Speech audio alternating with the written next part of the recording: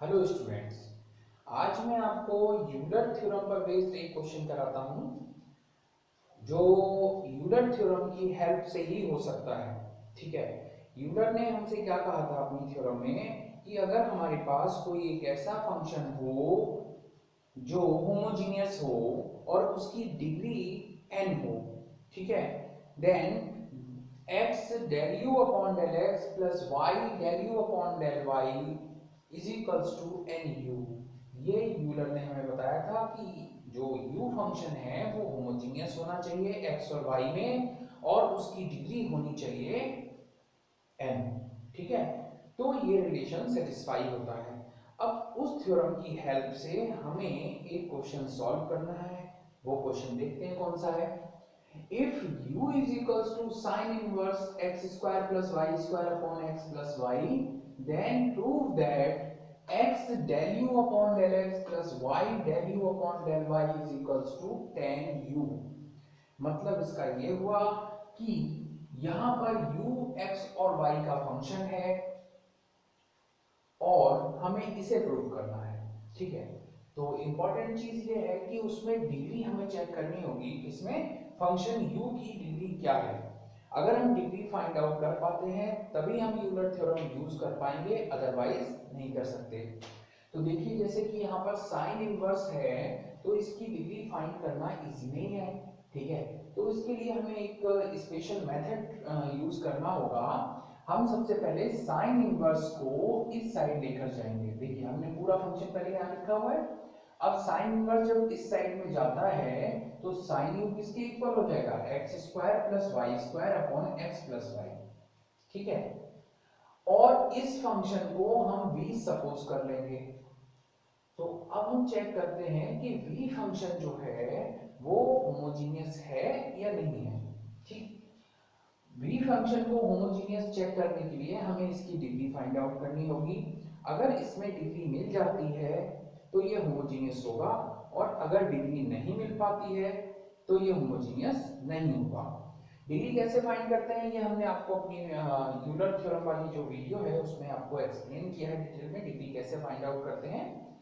Degree find out करने के लिए हमें x को रिप्लेस करना होगा tx से और y को रिप्लेस करना होगा ty से। ठीक है, लास्ट में जब सिंपलीफाई करते करते हमारे पास t की सिंगल पावर बचेगी तो उसी को हम कहेंगे डिग्री। ठीक है, देखिए हमने इस फंक्शन v में डिग्री फाइंड आउट करनी है तो हमने रिप्लेस किया x को tx से, y को ty से रिप्लेस कर दिया। और इस फंक्शन में जब हम रिप्लेस करेंगे तो जहां जहां पर एक्स स्क्वायर है, सपोज देखिए यहाँ पर, तो एक्स स्क्वायर की जगह पर हो जाएगा टी स्क्वायर एक्स स्क्वायर और वाई स्क्वायर की जगह पर कितना हो जाएगा t square y square upon में एक्स प्लस वाई है तो t x plus t y हो गया। राइट, हम देख रहे हैं न्यूमरेटर से हम t की पावर 2 मतलब t स्क्वायर कॉमन ले सकते हैं तो ब्रैकेट में बचेगा x square plus y square. Denominator में हम t कॉमन ले सकते हैं तो यहां पर बचेगा t ब्रैकेट में x प्लस वाई।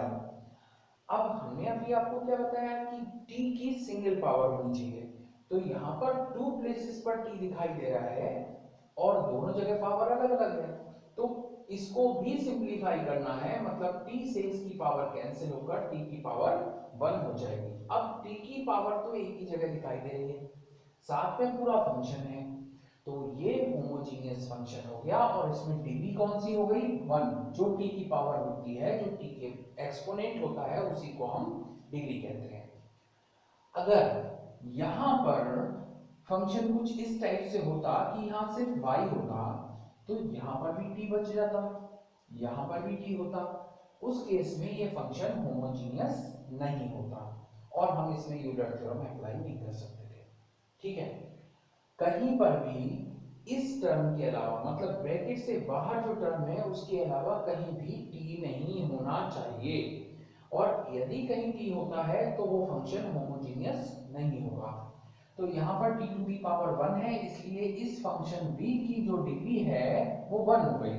हम इस बात को नोट कर लेते हैं कि v is a homogeneous function of degree 1। Then अब इसमें यूलर थ्योरम अप्लाई हो जाएगी क्योंकि इसकी डिग्री भी हमें मिल चुकी है और ये होमोजीनियस फंक्शन भी है। लेकिन ध्यान ये रखना है कि यहाँ पर हम बात v की कर रहे हैं, u की नहीं, ठीक है।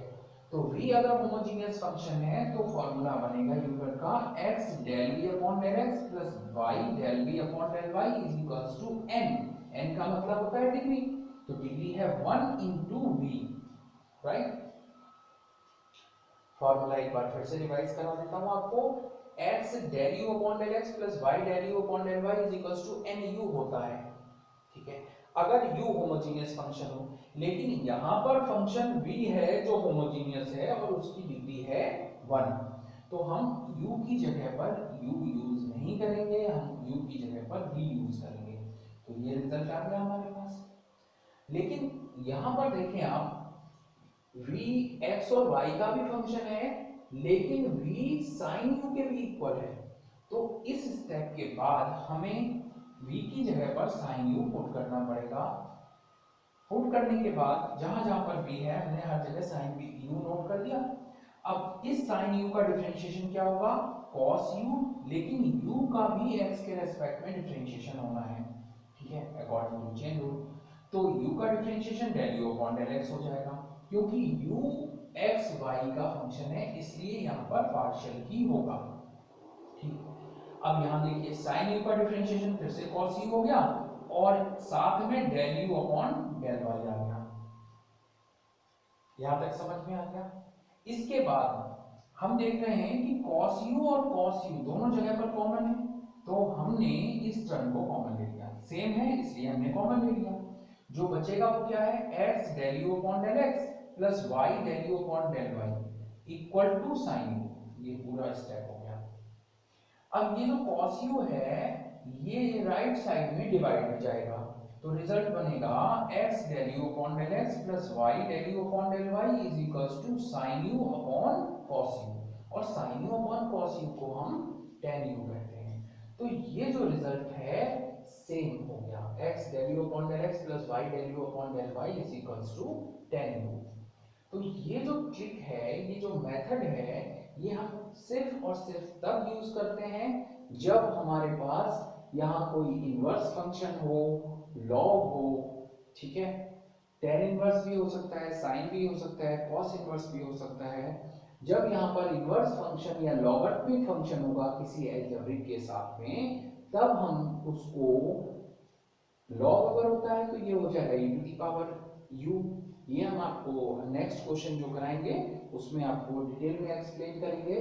तो ये जो फंक्शन है अलजेब्रिक, इसको v सपोज किया जाएगा और उसके बाद v को चेक करेंगे कि वो होमोजीनियस है या नहीं है, और उसके बाद यूलर थ्योरम अप्लाई करके हम उस रिजल्ट को प्रूव करेंगे जो क्वेश्चन में दिया हुआ है, ठीक है। उम्मीद करता हूँ ये क्वेश्चन भी आपको बहुत अच्छी तरह से समझ आ गया होगा। Thank you.